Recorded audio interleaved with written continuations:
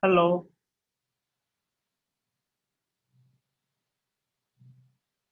Hello. Yes, sir. Okay, you can hear me? Cool. So, yeah, so tell me. So, how is it going?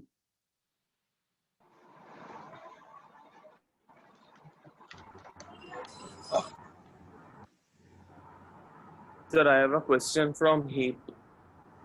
From Heap. Heap. Yeah. Yeah, tell me. So, for a parent note, is it compulsory that suppose there are 3 layers in a heap? Okay. Hmm.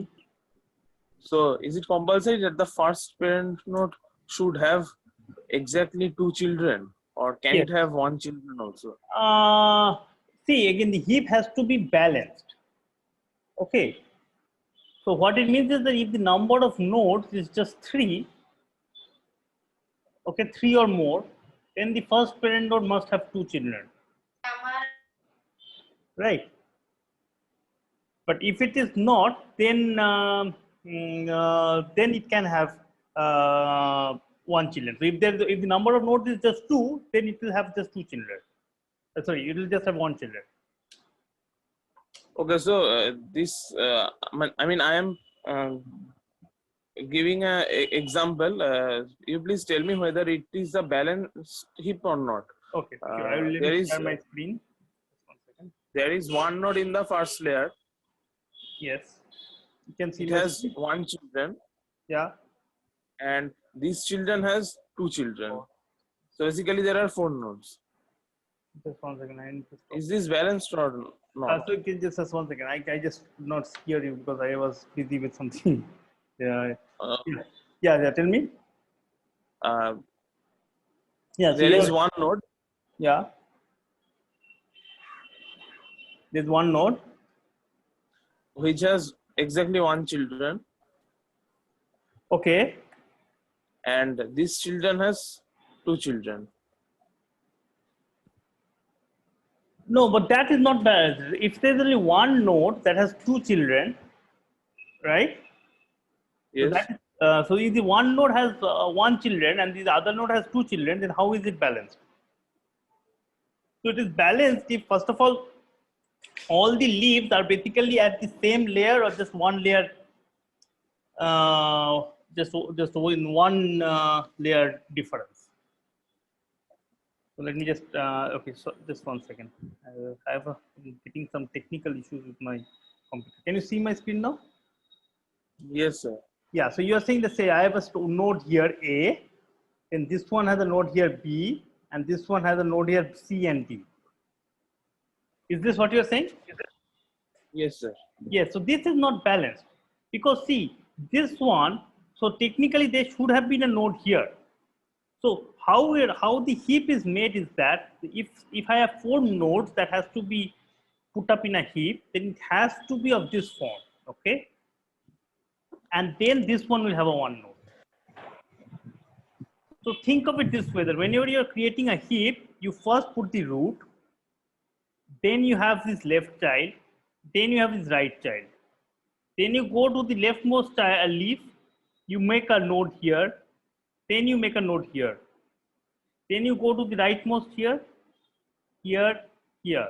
So it will be like if I number them, the first, second, third, fourth, fifth, sixth, seventh. Okay, like that it will go. So for here, you have a no element in the first node, you have an element in the second node, but you don't have an element in the third node, right? In the third node, there is no element. And again, you have an element in the fourth and the fifth node. So this is not allowed. The heap has to be like this. Okay, so this is of course purely balanced, but even if it is not balanced, I mean, it has to kind of go from left to right. Okay, so in that Okay, case, so yeah, this will be 8, this is 9, this is 10, and so on. This is what we mean by a balanced tree. I mean, as much balance as you can get, and also from the left to right.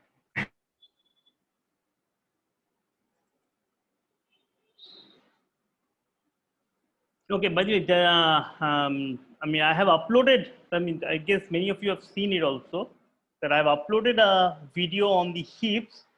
It's a data structure, and it's possibly one of the first interesting data structures that you guys are going to see. Uh, so, uh, as such, this doesn't have anything to do with sorting. Okay, just a data structure problem. Okay, it's basically you are storing the data in an array in a particular way. But it's such a cleverly done data structure that can be used for constructing a very nice sorting algorithm. In fact, you guys have been posted a assignment, right? Assignment number 2 yesterday. So there also this problem has been there. So yeah, I'll be happy to take questions from Heap and anything else today. But in case you have not gone over the video, I would encourage you to please go over the video for the Heap. It is a bit hand wavy video. So I'm not gone and given any pseudocode as such of the details. I've just explained the algorithms or explained the various steps in a high level picture with examples and all. I want you guys to go back and try to construct the formally write down the all the steps, the algorithm, the pseudocode of the heap. So I guess you guys have not seen any data structure earlier, right? Have you seen any data structure in your programming assignments or List arrays just arrays? In your programming, you have not and linked list. Arrays and linked list. So you have not when you We've did done binary programming, trees as well. We've done binary trees as well. you have also done binary trees. Okay. Okay, good. So you have seen something. So this is possible. This is the heap you have not seen earlier, right? Or did you see heap also earlier? No, sir. No. Okay, good. So yeah, try to get yourself familiarized with this heap structure. It's a very beautiful one. It is basically, I mean, it looks like a tree, but actually it is something that is stored in an array. So basically the idea is that you can, I mean, these nodes, I mean, you can, if you just store these things, so whatever you have been stored here, for example, if I store here A, B, C, D, E, F, G, H, I, J, this is be stored in an array, but I will have exactly how it is there. I will have A, B, C, D, E, F, G, H, I, J, and the indices is 1, 2, 3, 4, 5, 6, 7, 8, 9, 10. So you can see that I have just told exactly how I told here, these nodes here. The interesting thing is that if you just tell me one element, say you tell me that, oh, okay, let's look at the number C. What is the left child of C? How can I find it? It is pretty easy. So C is here, right? So C is over here, which is at number 3. So left child is always at 2 times I, meaning, so left child is at 6. And the right child is at 2 times I plus 1. Right child is at 7. So it has been stored in this way. So you can, so this is nothing particular about heap. This is particular about the binary tree or the balanced binary tree. It is very important in such a situation that it is balanced. So by the way, this is the person who asked the first question. This is exactly why I don't allow this kind of structure. Okay, for example, if you, how do you store this thing in an array? Right? If you don't have this 3, then you possibly would store this number at number 3 and number 4, but then the left child of 2 is no longer 4, it is 3. So you get confused. So when you store this one in an array, right, it will be A, B, C, D, at number 1, 2, 3, 4, but then I don't know how to go to this left child in one shot.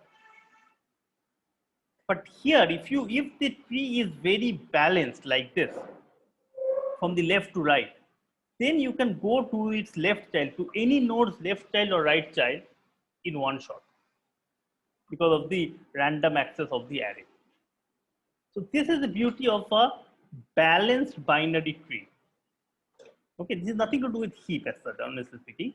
This, whatever I am saying here is about a balanced binary tree. And balance, when I use the balance, I am saying that it is a left balanced, meaning the balance can mean a lot of things, right? For example, if you say that, oh, I will put a node over here, this is also balanced. Yes, this is also balanced because, I mean, all the leaves are just at a, I mean, the depth is kind of very balanced. The depth of every leaf is at one difference of each other. The depth of this leaf is at depth 3, depth of this leaf is at depth 4, and so on. But this is not left balanced.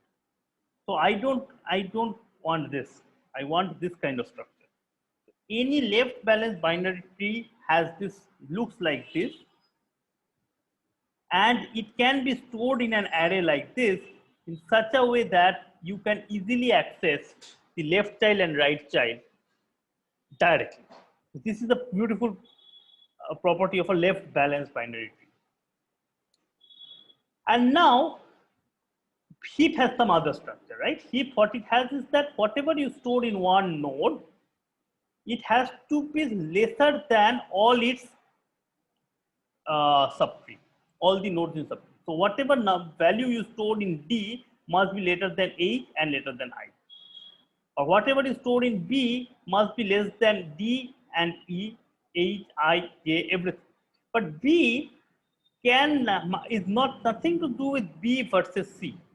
B versus C, I don't care. I'm not interested in it.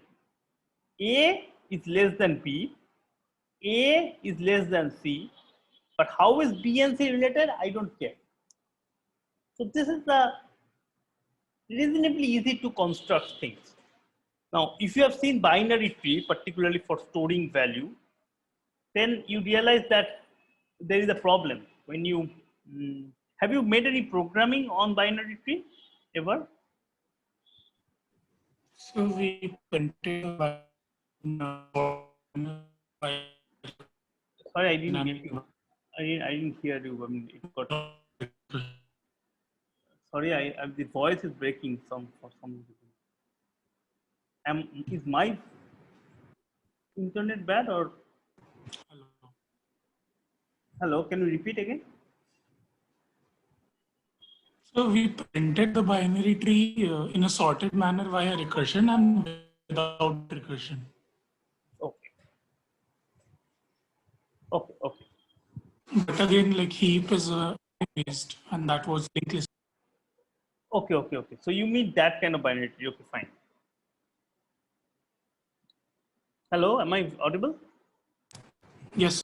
Yeah. So okay. So binary tree has another very nice structure. There is another binary tree that is used a lot. It is basically says that the left subtree must be lesser than the right subtree. So that's the kind of a very nice structure. So you put a node, put a value in the node, and say that, oh, I put it. So this is kind of this median, or between the value in the A is between whatever is in the left subtree and the whatever is in the right subtree. So that is sometimes referred to as a binary tree also. It's pretty common binary tree. But that binary tree, it is very hard to maintain its balance. Meaning it can, once you start adding things, it can become very skewed.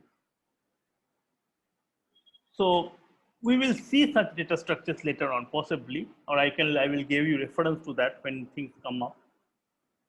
But yeah, for now, we don't need to worry about it. So you have this heap structure. Yeah. And so what I want you guys to do is that go over the video, try to understand the heap, okay? Try to play around with the heap and then try to come up with a data structure, a sorting algorithm based on the heap. and I can tell you the final thing that that data structure, that sorting algorithm will be the better than every other sorting algorithm we have done so far. Okay, that will have the worst case runtime of n log n. It will have space complexity order of 1 and so on and so forth.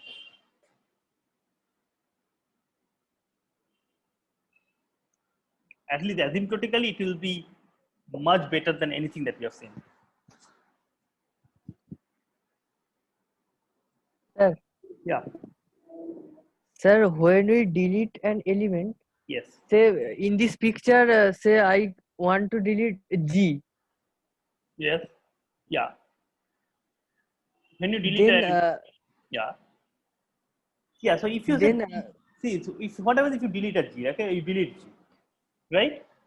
The problem is yeah, that you can so one thing that you must realize that if I tell you the number of elements that are there, then the structure of the tree is fixed, right? yes, yes, Structure of the tree has nothing to do with the what are the elements. It is just depends on the number of elements. So number of elements initially was 10, now it has gone down to 9, right? So what is the structure of the tree? Basically this element here, this node should not be there, but this should be there. So what do I do? The first thing I do is that I can remove this node completely, and whatever this node that was, which is J, I put it here. Okay. Now, so I mean, maybe I want to mark it out that this node, okay, now this node was, okay, now the structure of the tree has become fine. Okay. But this might not be satisfying the other properties of heap. Right? The other properties of the heap was that any element, so whatever is the element C must be less than the element J. But that may not be, as I told you, these two are in a completely different, so this one is a completely different subtree as this one, and there is no connection between them. B can be less than C, C can be less than B, I don't know. So J can be less than C also, and J can be bigger than C also. So if J is bigger than C, then nothing to it, done. But if J is less than C, then what happens? Then there is a problem. So this edge here has a problem. Like J is less than C, it should not be. So what we do is that we swap these two. Okay, we basically put J to be here and C to be here, and keep on doing it. Now, if J might be less than A also or something like that, but that in this case it will not be. But so you kind of bubble it up to whatever level it can go, or it has to go before the heap structure is satisfied. So any insertion and deletion, the main idea is that you first ensure that the heap structure is fixed. And then of course there will be some violation in the edges. Then you kind of bubble that thing up or down to ensure that the heap structure is fine. Is it fine? yes, sir. So, sir, Yeah, go ahead. that means in case of insertion, we need to only bubble up, but in case of deletion, both might need to be done. Yes, in case of deletions, both might. Yeah. I mean, in case of deletion, yeah, both might have to be done. That's true.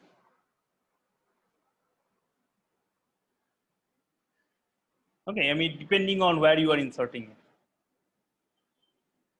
So you have to check. So for any vertex, you kind of, so I'll say, for example, I kind of say delete J. In that case, first thing I do is that I will remove this thing and I put I over here. Now if there is a violation over here, then I bubble up. If there's a violation over here or here, I don't know. So I find out which of these three. So see, there's the I, F, and C, right? There's a violation over here. And I know that this one, whatever will be here is the minimum of these two. So for example, say, I mean, if I put some numbers, okay, that might be slightly better. So if I is clear up a bit here. Okay, let me forget this edges and stuff. Let me clear it up. So if here it is say 5 and here it is 3 and here it is 2, right? Now that means this 5 is bigger than 3 and bigger than 2. So okay, so 5 has to go down, okay, in some sense. It cannot go up. But which one it should go up? Should I put 3 over here? And should I swap with 3 or should we swap with 2?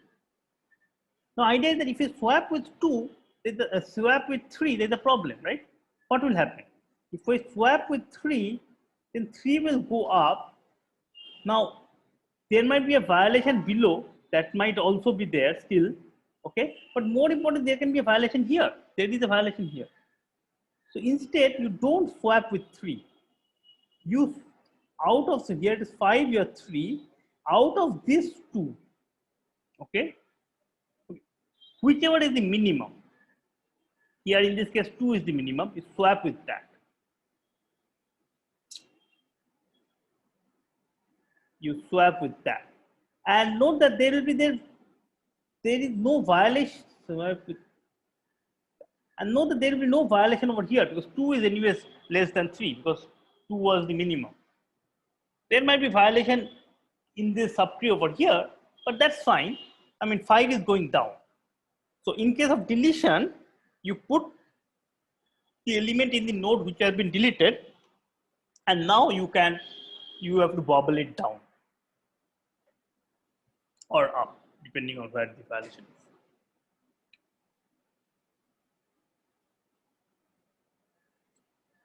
is. Is it clear? Yes, sir.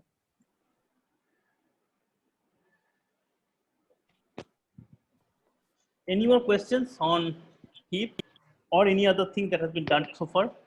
Sir, I have a question. That Sure. is, I understood like the insert and delete operation on heap, but like how do you construct a heap from an array? Like find the minimum element and store it, and then like you randomly put the inputs and then like sort it out or something, or how do you do that? Yeah, so basically you can think of it this way, right? So if you have an array, so this is a very good point, very good question. Okay, so yeah, I have an array, right? To start with. Okay, so I have an array, say 5, 2, 1, 6, 7, 9, 8, 3, 4, I don't know. So what you do is that you kind of draw a marker over here. Say that, okay, this is my marker, a marker between these two lines, okay? Or maybe I will just say that, forget this one. Yeah, it's a marker. So to start with, okay, this marker will be just be here. Now I said, okay, fine. Now let me move it one step forward. And now this is my heap. Okay, so this part is my heap. And this part is my array. Now next, what do? I have to put this element 2. I want to move this marker, okay, this marker to here. But how do I do it? I have to insert this number 2 in this heap. So I insert this number 2 in this heap in some way, right? And once I'm done with that, I can move this stuff over here. Or I mean, whichever way you want. So in some sense, at any point of time, you have this array and this thing will kind of be somewhere here, which will mean that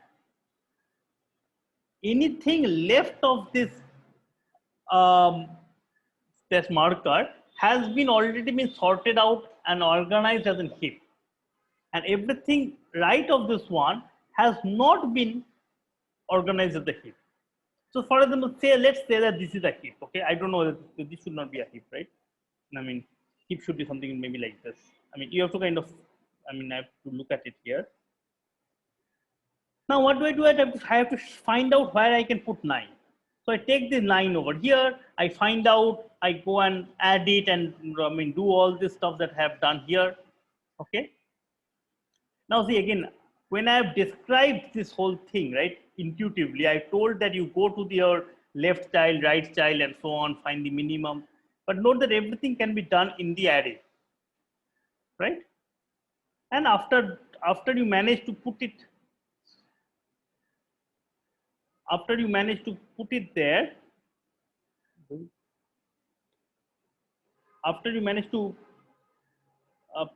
maybe you will be able to, and maybe the 9 kind of goes somewhere here, and it managed to stay there, and this becomes the heap now. Okay. So you can, in some sense, produce the heap in place. You don't have to create a new space or something.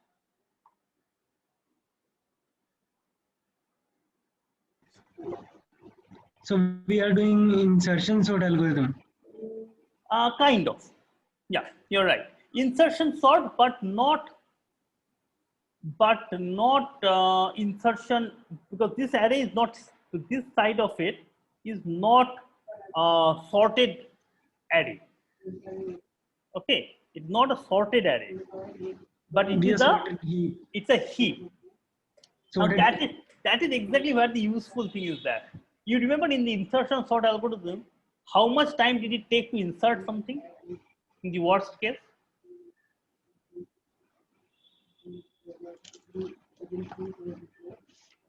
You remember that? In the insertion sort algorithm, huh? N square. No, n square is the final one, but how much did it take? So if I want to insert this 8 over here, how much will I take time?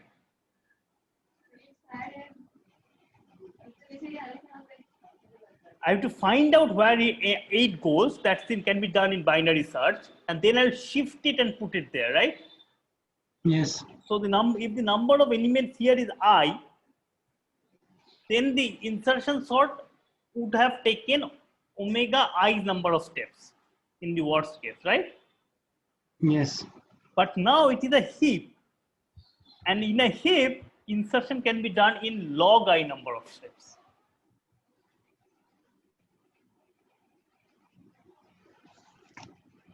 Okay, because you are just bubbling up and down a path, kind of a depth of the tree.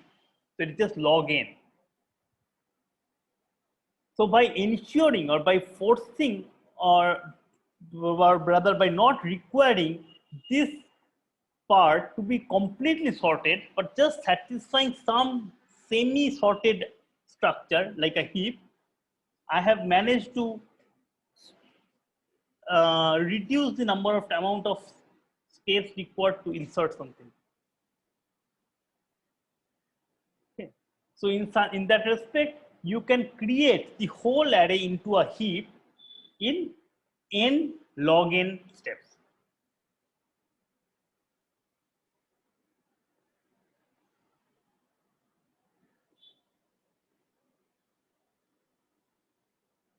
Okay. Okay, sir. Sorry. Okay, sir. So some more questions? Any more doubts?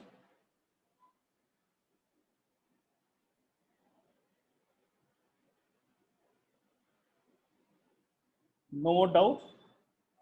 Any doubts so far for whatever has been done before this class? Or before this heap?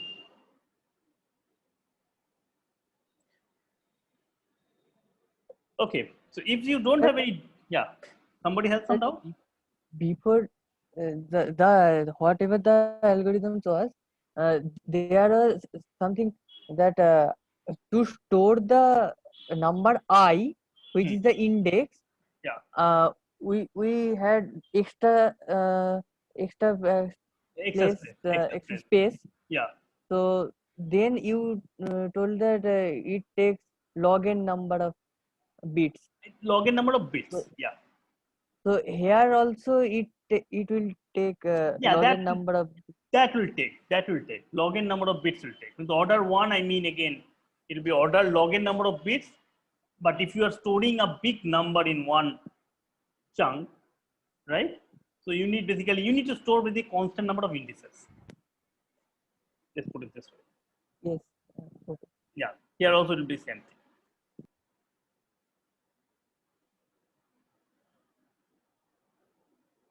Okay, so basically, let me just quickly recap what all things we have done so far.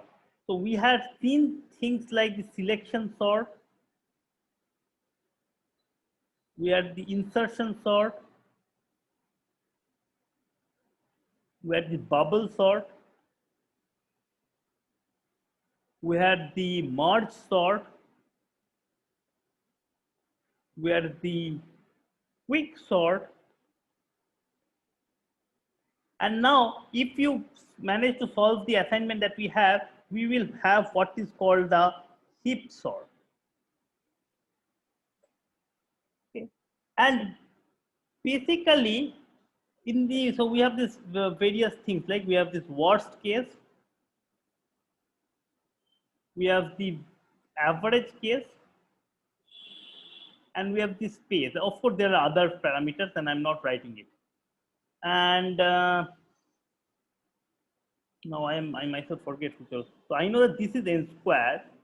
So yeah, so all of them are n square. Okay.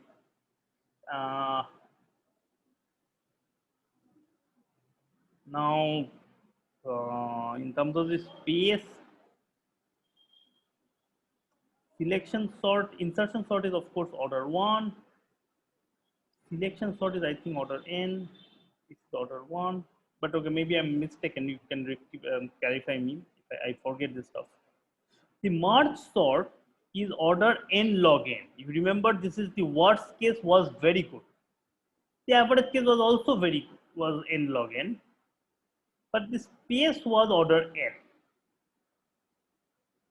Now the quick sort, the worst case was bad, but the average case was very good. And the space was constant. And what you will see in the heap sort is that the worst case is n log n, the average case is of course less than n log n, and the space becomes order 1. So in some sense you can see that this heap sort kind of becomes asymptotically the best one. Now when I say asymptotically, why do I always say asymptotically? Because I am hiding some constants in these order notations, right? And this is something you should be a bit careful, particularly when you are writing codes for some companies or actual practice and all. They are not interested in the asymptotic stuff. They are interested in the exact value. And in what can be seen, if you do the calculations very carefully, that quick sort, the constant is actually half of what is this average case quick sort. The this number is half of the constant that comes in merge sort or heap sort. And that's why I should kind of paint here with a green kind of stuff like that, that this quick sort is what is used for in practice. Okay, quick sort is used in practice a lot because as we saw in the last class, for most cases we get n log n, and in fact the constant, if you do it very carefully, the constant is pretty good. So what we have is that for most cases, for most inputs, quick sort's performance is like double that of merge sort or heap sort, and it doesn't take much time as our space and so on. But from a theoretician's point of view, this heap sort is very important because we were not yet sure whether it is possible to get n log n worst case and order 1 space, and heap sort achieves that. So this is something that is a problem that happens in algorithms all the time. The theoretician or the mathematician wants to know stuff that are exciting, like from the mathematician's point of view, like can you achieve this and this? But from a practitioner's point of view, they are more interested in the actual implementation. And this is where a lot of problems do come up. But in short, you can say that heap sort kind of tells us that you can do a worst case n log n at the same time space order 1, but quick sort is the one that is used in practice. Okay. Yeah. Someone has a question? So the heap sort algorithm Yeah. take in consideration the time complexity of constructing a heap. Yes, everything. Everything. Yeah. So everything is like assuming that everything has been given in an array and you do it. Okay. Start from this set S being given in an array and you do it. Okay. So now, before I move on to something else, as you can see that I have been kind of harping on the fact that the n log n is very nice.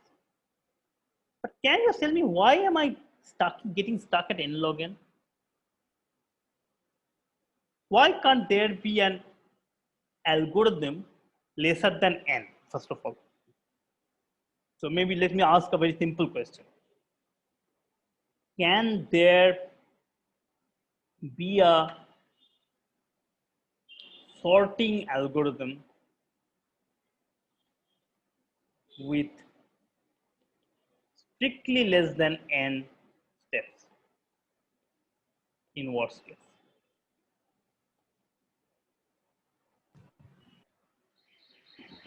No, sir. How many? Anybody who thinks that it is possible? No, nobody thinks it is possible. Okay, why not? We proved that for finding minimum, we need at least n-1 steps. Good, very good. So we kind of proved that for finding the minimum itself will take n-1 step. Then how can we expect to sort the whole thing in less than n steps? Very nice. Okay. So the answer is of course a big no. But the next question, of course, is that can there be a sorting algorithm with less than n log n, or maybe I should not use the word less than, but I can say I use the small o of n log n steps in worst case.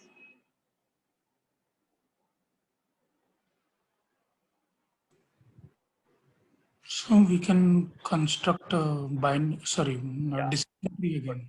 Good. Yeah. So this is another example of a lower bound. If you guys have, if you remember it, so this is also answer is no. And the main idea is that, okay. What is happening here?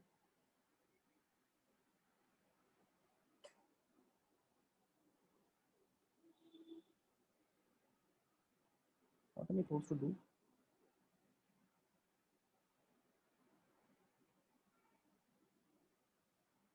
Sorry, I have no idea what happened. Okay. Okay. So good. So what happens here? Say I have a, I gave you a particular array, right? So I gave you 3, 5, 1, 4, 2, 9. And you have applied a particular sorting algorithm, and after that you have produced 1, 2, 3, 4, 5, 9. Do you say that you have not only given me a sorted algorithm, sorted list array, but you have actually identified, right, the original permutation. So initially what you can think of it that I had this is the kind of canonical identity permutation, the sorted stuff, and there is this other permutation which is a subset of the symmetric group Sn,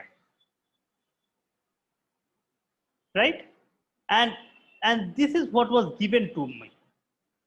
I mean, what do I mean by the symmetric group? That means the indices has been shifted. Okay, so if my right, so any input is basically a kind of, you can say that I have been given a symmetric group, and what you can ask is that, oh, what is that sigma of, sorry, yeah, so you can think of it that I know that this, I have no n of them, 1 2 3 4 5 6 7 8 9. I know that these are the n of them are there, all the n elements are there, and asking what is the third one is basically asking what is sigma of 3, right? So sigma of 3 basically will tell me that where this where this 3 has gone, right? Sorry, not the third one, right? Sorry, third one is sorry, sigma inverse of 3, right? That's all. So in other words, you are basically not only outputting the sorted array, but you are outputting, in some sense you can think of, you are identifying the symmetric group of Sn. So any algorithm, what it does is that it starts from somewhere. If you remember this, we had this decision tree, right?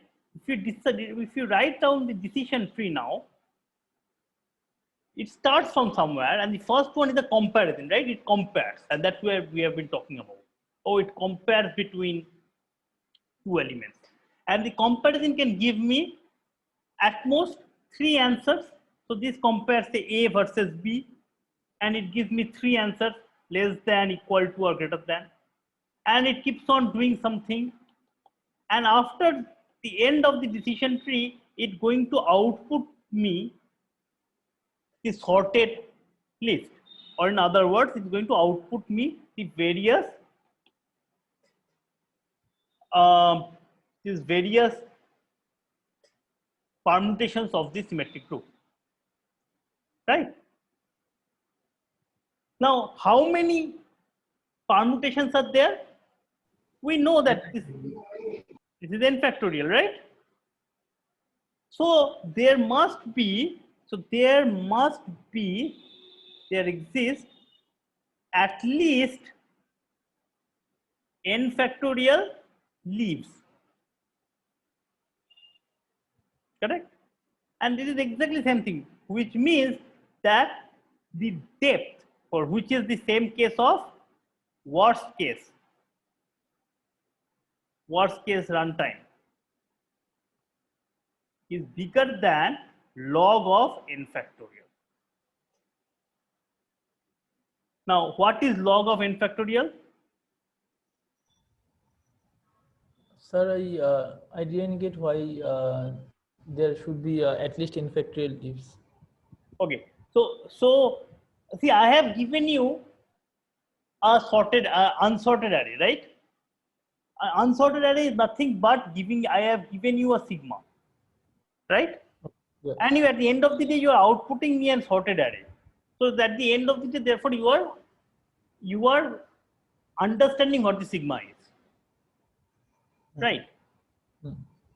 So that means at the end of the whole algorithm, when the algorithm finally outputs, does some stuff and finally outputs something, output the sorted array, right? When the finally computation stops, it basically must have understood what the sigma is, right? Yes. It must have understood, oh, okay, so this was the sigma you gave me. That's the idea, right? So that means all the leaves must correspond to some sigma in Sn, right? Must correspond to a permutation. Oh, acha. And Yeah, I I could got have it. given you any of the permutations, right? Mhm. There were n factorial such permutations. So the number of leaves must therefore be also at least n factorial. Right? Okay. So the depth is log of n factorial. So okay, I am not telling you how to do it. If you have not seen this particular thing, I want you guys to go and read it. So this is actually theta of n log n, And there are various ways of proving this particular fact. And if you are not interested in exactly computing this exact thing, I would say that go and look at something called the Stirling approximation. We have done it. Oh, we have done it in class or did you do it in class, this class only? Also, we have done it in probability too. Oh, very good. So you know that. Excellent. So you know that. Okay. We can apply, we can use this for approximation to prove anything. I mean, the n factorial equal to n to the power n or something. What do you mean anything? I don't understand. I mean, can we use this approximation formula directly, You can. or we have to prove? I mean, no, for you mean for a class or something? I mean, you can use this approximation formula directly. I am not asking you to prove the Stirling approximation. Okay. Okay. I mean, I myself forget this n factorial. I know that this is n by e to the power n, and then I think it's 1 by 2 square root n or something, square root pi n. Yeah. 2 Something pi square root of 2 pi. Yeah. Yeah, something like that. In the numerator. Numerator. It's In the numerator. In the numerator. Yeah, I forget this thing all the time. Yeah, something. Okay. But you don't, but again, I mean, here also you don't need this part that much, because when you do the log, you realize that is kind of not enough. You don't need it. Okay. Good. So this gives you that any sorting algorithm that is based on comparison, okay,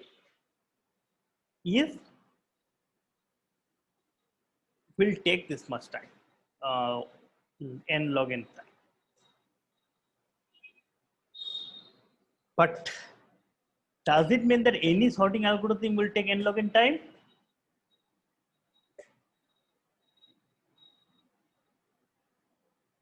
Okay, so what we will see in the next class or next video is that there are some algorithms where if the input has some more structure, okay, input is not just all the elements between 1 to n or something like that, but say I tell you that the total number of, say I give you, yeah, so I gave you n elements from 0, 1, 2 to 9. Say I give you this. Okay, so that means there are repetitions. Okay, so 0 has occurred n0 number of times, 1 has occurred n1 number of times, n2 number of times, n9 number of times. Okay, and I have just given you as an array. You don't know, of course, n0, n1, n2, and n9. I have given you an array. Okay, and say it has 0, 2, 1, 0, 1, 9, 8, 7, 1, 0, 1, 2, 3, 4, 9, something like that. Now, how will you sort this array? Sorry? How will you sort this array? Sir, what is the N0, N1 over here? So you don't know it, but here N0 is the number of occurrence of 0 in this array. So in this particular setting, it is N0 equals to 3, right? Oh, achha. N1 equals to 3, N2 equals to 2, and so on. Okay, number of occurrence. So these are the Okay, sir. number of occurrence of I. Okay, so this is an array, and I tell you that how do can you sort it? So we can make frequency table and then directly write it, like how many times it is occurring. Exactly, very good, excellent. So you can just go over this array, and instead you can just count. I mean, count the frequency of occurrence of each of them, right? It's like here I go, okay, I will go over it. N0 is, I go over it once and I find out that, oh, N0 equals to 3, N1 equals to 3, N2 equals to 2, N3 equals to 1, N4 equals to 1, and so on and so forth, right? N5 equals to 0, N6 equals to 0, N7 equals to 1, N8 equals to 1, N9 equals to 2. I can go over it and count the frequency. So this whole producing all these frequencies just takes order n steps, right? That's it. And now how can I produce it? I will completely throw away this array. I don't care about this array.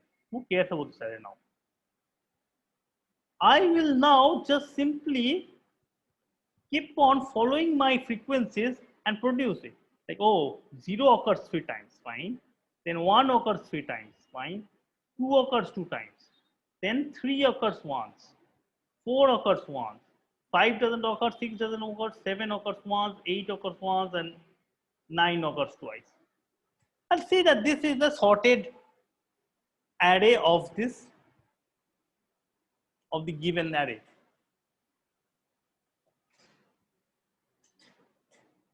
Okay, so this is something we have slightly interesting. Now I want you guys to go back and think about it. So this whole step took just order n steps. But the crucial thing here is that we have not compared anything. I didn't compare this element with this element.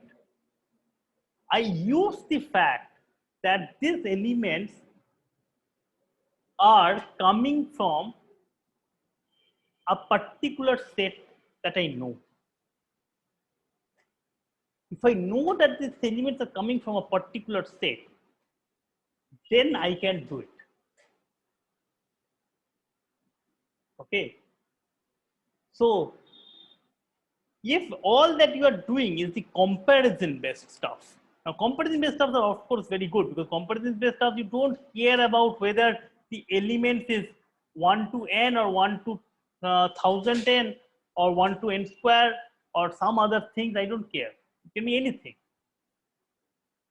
If you have the comparison based algorithm, then n log n is the best you can do. But if you have been given some extra information, like the elements are coming from a finite set, a small set that you know beforehand, okay, then I can find the frequencies and output. And then I can produce very nice algorithm, order n. Now, do you now there is a small catch to this whole thing. I want you guys to go back and think that what happens if I was not guaranteed that it came from 0 to 9, but all I had guaranteed you that this number comes from 0 to 1000. Then how much time will it take?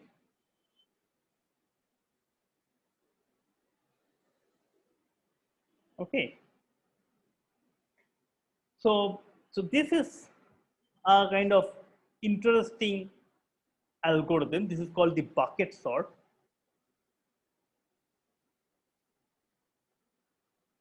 And bucket sort is not a comparison based algorithm. Okay, a bucket sort, I forgot. Is this bucket sort? Okay, I have to see. Either is a bucket sort or counting sort. I forget the names of this all the time. Okay, I have to check it. Which is what? Maybe it was the counting sort. But more importantly, these are not comparison based algorithms. So in short, comparison based algorithms, you can have some, you have a lower bound of n log n. But if you have things like an extra knowledge of what the elements are, right? Then you can do it easily, much easier. Now, how easily? I want you guys to go and think about it a bit. Okay, so I told that you, in order n, you can produce the frequencies, but how much time will it take to produce this final sorted array? Is it order n or something else?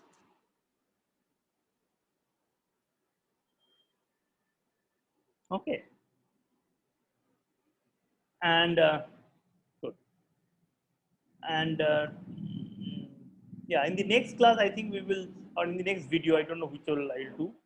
We will be going over one more technique of how you can sort integers in general. Again, that is not something to do with comparisons, this stuff. Okay. So with that, I think with that, the whole kind of whatever we want to cover with sorting will be more or less taken care of. There might be a little bit extra left that I will go over it later on. But so to start with, you have these various algorithms with various nice complexity and measure. You should be familiar with the comparison-based algorithms, because all of them has their own importance at various times. Okay, the comparisons. Please feel free to go over the. I mean, Wikipedia has a very good, nice page on comparing the various sorting algorithms, all its pros and cons of various algorithms. So I really encourage you to go and take a look at that. I mean, why do people want different kind of algorithms? What kind of algorithms are there? What kind of algorithms are used in practice, and so on. Okay, and this will kind of be a. I mean, I think with the end of the sorting, we will be able to finish in some sense, the first step of the algorithms course. So sorting is kind of the very crucial thing. So you have seen how to write pseudocodes, how to analyze an algorithm, how to come up with lower bounds, and how to use some data structures so far. So there is an assignment that has been uploaded, which is due in a week's time. Please, this is of course graded, by the way, so you have to submit it. Okay.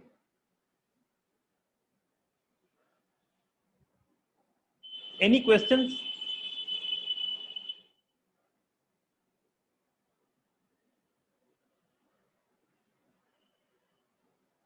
No questions, no doubts?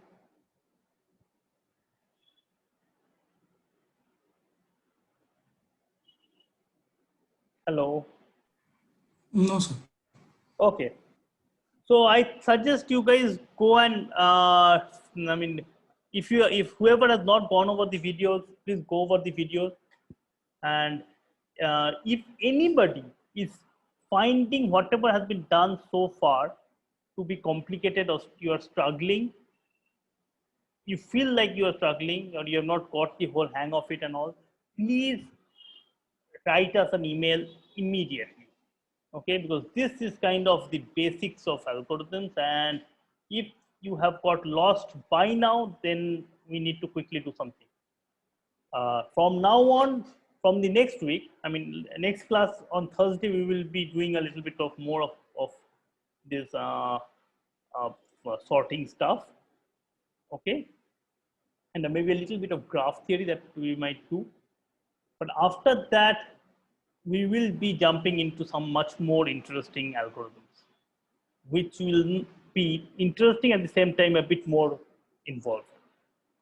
So please, I mean, please try to go over the video, go over the concepts, okay? Try to solve the assignments, try to solve the problem sets.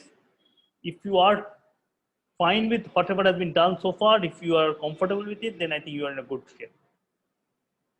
But if you are struggling, if you think that you are struggling, please identify yourself to me, at least by email, as soon as possible.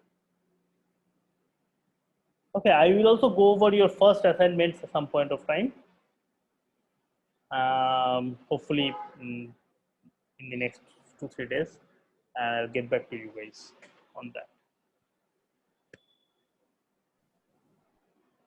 Good. So regarding the code we have to write. Yeah. Yeah.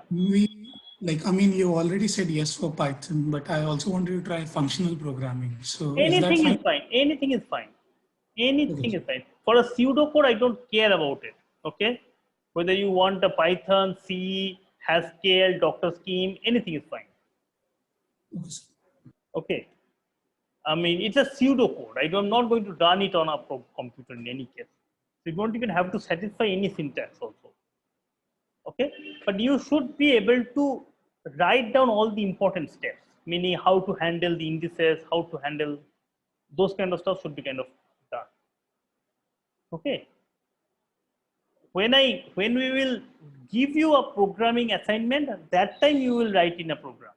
But otherwise, in a pseudocode, a step-by-step, properly step-by-step description of mathematical description with no English, okay, a proper step-by-step description of the algorithm is good enough, perfectly good enough.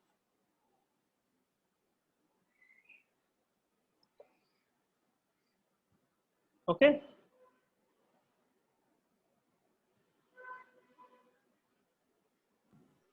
Yes. But I'm a bit curious. I mean, so somebody told, so you told functional algorithm. Which functional algorithm have you studied? So Haskell only. Haskell. Okay. Was that a part of your course? No, sir. That was outside course. Okay. Like even Python is outside course. Yeah. We've only done C and ISA. No. Yeah. Any of the algorithms, any of these languages. Perfect. Okay, I can see there's 2 messages. What are the 2 messages? Sir, Yeah, that was a mistake. I accidentally clicked ignore. Yeah, tell me. Somebody was saying sir, in the assignment, question number 4, it is on some median. So that question was given in assignment 1, right? As well. Oh, that's what the given in assignment 1 also? We have to find the median numbers in A and B combined. So Oh, was that given in the assignment 1? I forgot actually.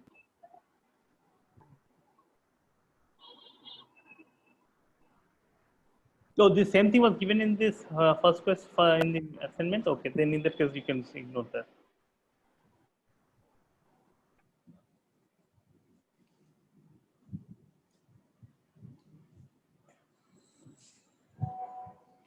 Sure.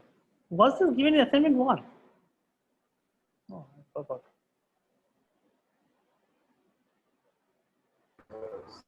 You didn't mention the time, but it was the same question. Yeah, okay, yeah, fine. Okay, you can skip that.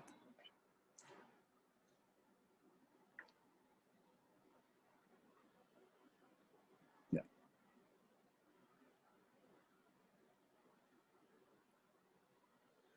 Okay. Any more questions?